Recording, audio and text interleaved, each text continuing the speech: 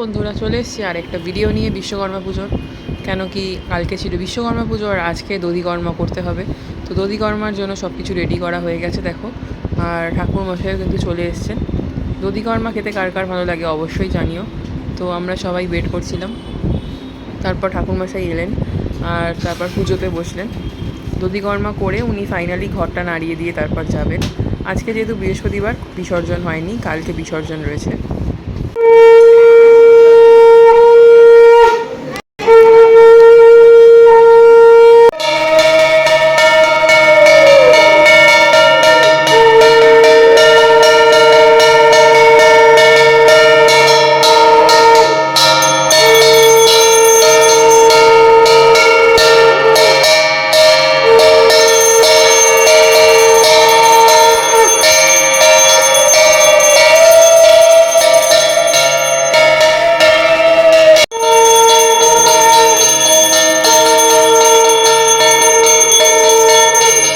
এভাবে সুন্দরভাবে দধিকর্মা মাখার পর পরিবেশন করলাম। এইভাবেই আজকের দিনটা কাটল।